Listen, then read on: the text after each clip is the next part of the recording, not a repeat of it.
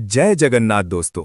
भारत के चार धामों में से एक पुरी का जगन्नाथ मंदिर न केवल अपनी सुंदरता बल्कि अपने अनोखे चमत्कारों के लिए पूरी दुनिया में प्रसिद्ध है। लेकिन यहाँ एक ऐसी चीज है जिसे स्वयं देवता भी पाने के लिए तरसते हैं, और वो है यहाँ का महाप्रसाद।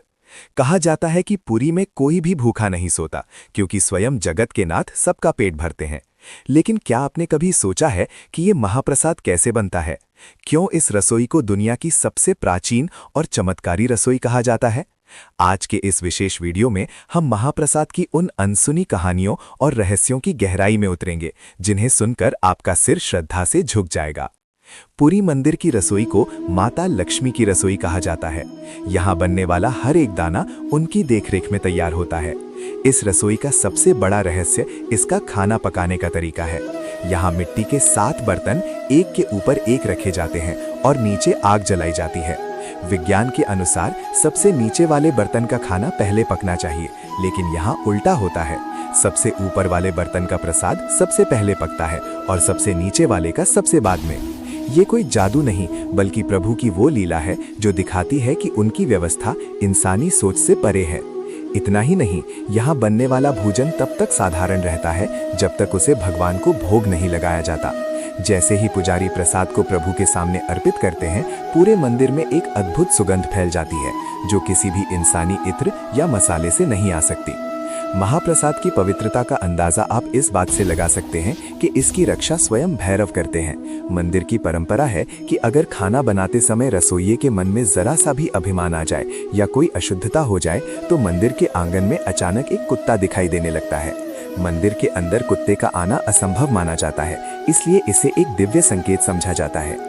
जैसे ही वो कुत्ता दिखाई देता है, उसी क्षण सारा भोजन मिट्टी में दबा दिया जाता है, क्योंकि वो माता लक्ष्मी को स्वीकार नहीं होता। ये कथा हमें सिखाती है कि भगवान को स्वादिष्ट पकवान नहीं बल्कि सच्चा मन और भक्ति पसंद है। यही कारण है कि महाप्रसाद का स्वाद सदियों से एक जैसा बना हुआ है। न कभी नमक कम होता है और न ही कोई दाना व्यर्थ जाता है। जब ये प्रसाद रसोई से निकलकर आनंद बाजार में पहुंचता है तो वहां एक और अद्भुत दृश्य देखने को मिलता है।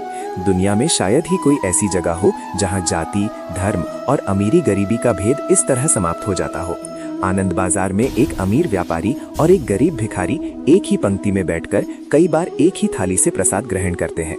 यहाँ कोई जूठा नहीं होता, क्योंकि महाप्रसाद स्वयं ब्रह्म माना जाता है। कहा जाता है कि अगर महाप्रसाद का एक दाना भी जमीन पर गिर जाए तो उसे उठाकर माथे से लगाना चाहिए, क्योंकि वो अमृत से भी अधिक मूल्यवान होता है। दासिया बावे जैसे भक्तों की कथा बताती है कि कैसे प्रभु ने मंदिर के बाहर खड़े एक अछूत माने जाने वाले भक्त के हाथ से नारियल स्वीकार किया था। जगन्नाथ जी के दरबार में केवल प्रेम की भाषा चलती है। दोस्तों, महाप्रसाद सिर्फ भोजन नहीं है, ये प्रभु का वो आशीर्वाद है जो हमारी आत्मा को तृप्त करता है। पुरी की इस पावन धरती पर हर रोज हजारों लोग आते हैं और इस महाप्रसाद को पाकर धन्य हो जाते हैं। अगर आपने कभी ये प्रसाद चखा है तो आप उस अनुभव को कभी नहीं भूल पाएंगे, और अगर नहीं चखा तो जीवन में एक बार जगन्नाथपुरी जरूर जाएं। उम्मीद है कि महाप्रसाद की ये महिमा सुनकर आपको प्रभु की शक्ति पर और भी अधिक विश्वास हुआ होगा।